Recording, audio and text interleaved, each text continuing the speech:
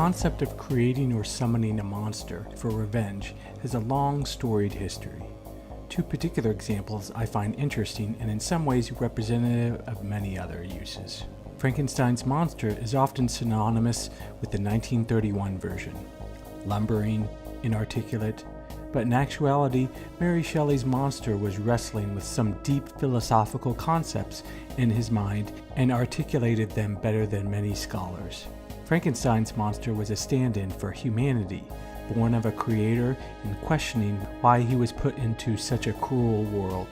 He is angry that he was born into it.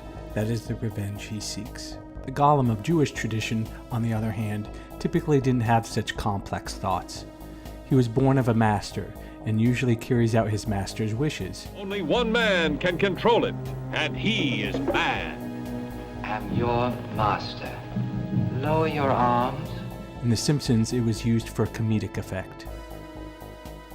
Usually in such stories, to activate a golem is to put it on a path towards revenge. That said, it could be seen as a statement about the things we create in the world and the harm they can bring. Can our sense of justice turn around on us and become a curse? To talk about all these revenge monsters, we can look to these two examples as a classification or rubric. All revenge monsters can be put on a scale between Frankenstein's monster and a golem. Frankenstein's monster has free will. He isn't programmed to carry out certain actions. Personal vengeance. Once he is created, he may be seeking vengeance, but it is his own vengeance. A golem has no free will. The monster is guided by the mission it was given when created or conjured to life. Vengeance of another. The monster was not wronged, but rather he is carrying out revenge for someone else. The monster is primarily a tool for others to enact revenge. Magical mythology. There's likely some kind of spell or witch that brings the monster to life. Let's look at some revenge monsters and see where they fall on this scale. If you like this video, check out Scary Stories, available now on streaming and DVD.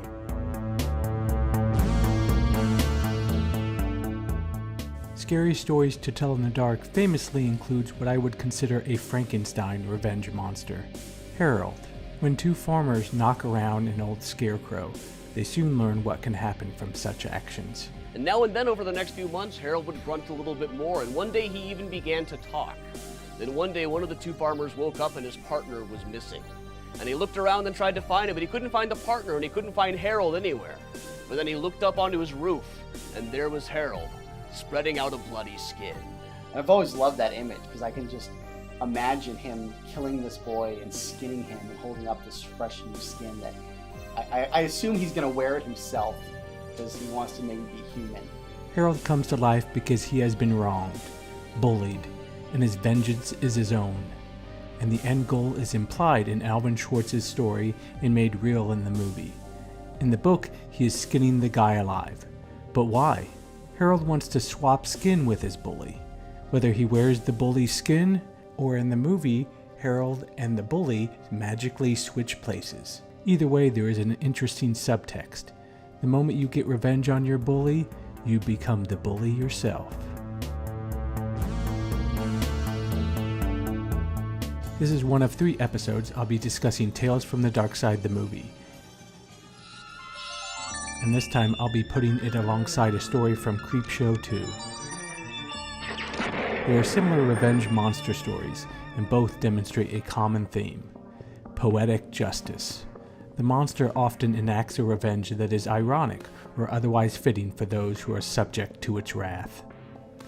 In Lot 249, we see a golem monster, in the form of a very common version, the mummy.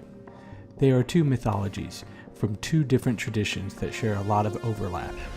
Open cat, open nap, open his eyes, open his eyes. In this version, the mummy is conjured through an ancient scroll. It is mindless, doing its master's bidding.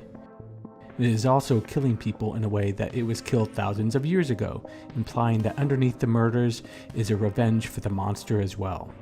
Poetic justice. In Creepshow 2's story Chief Woodenhead, I think we see an example of a Frankenstein golem. He has characteristics of both. He seeks revenge for others who have been wronged, but he does it out of loyalty.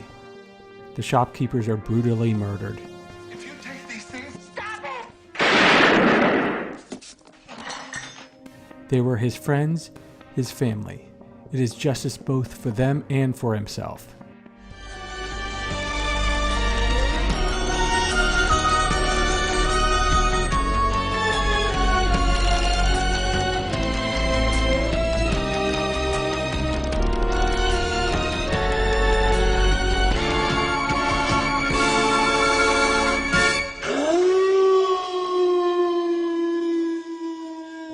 And here we see another example of poetic justice. The bad guy loves his hair. Hey, as soon as they see this hair, they're gonna say, Sam, get over here. So of course, Chief Woodenhead does what we expect brutal Native Americans to do for revenge.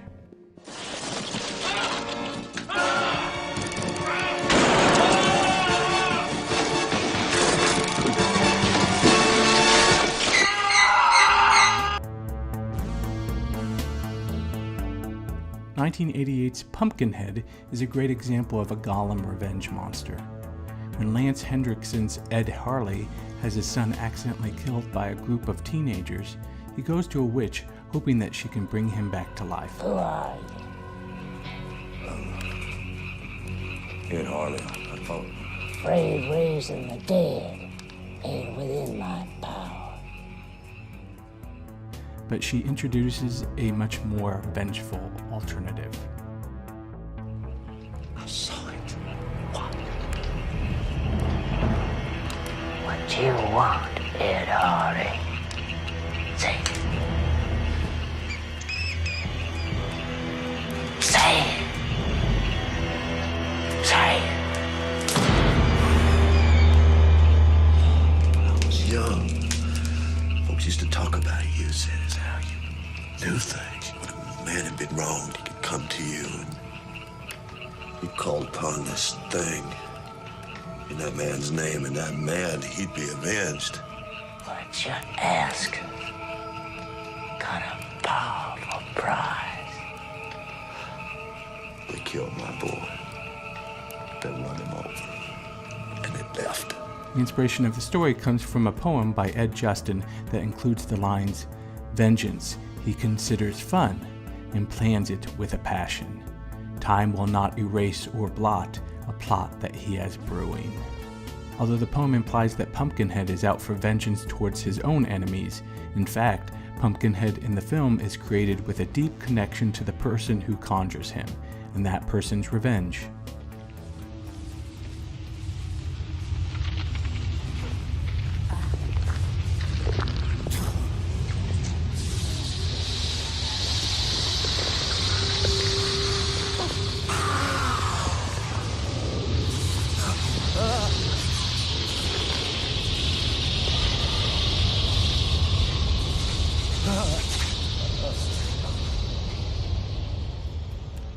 Pumpkinhead can be seen as a sort of avatar, acting out the darkest wishes of Ed Harley. Initially, he only wanted his son returned to him. If that can't happen, it is vengeance that he wants. Pumpkinhead can be seen just as we view golems and other similar revenge monsters. They are an extension of the hate of their masters. They are all of us when confronted with injustice, willing to succumb to our most base urges in order to get our revenge. In the end, Ed Harley realizes he has taken it all too far. He must kill himself in order to stop the chain of events he started. Hate and vengeance comes with a heavy price tag. Revenge monsters of different kinds are a great starting point for delving into themes of justice, free will, and the horrors that we face every day. What other revenge monsters do you see in the movies and stories that are out there? If you haven't already, please check out Scary Stories, now available on streaming and DVD. Thanks for listening to this episode of Scary Studies, the series that examines the stories, movies, and myths of what we find scary. All done with the ultimate message. Horror is fascinating.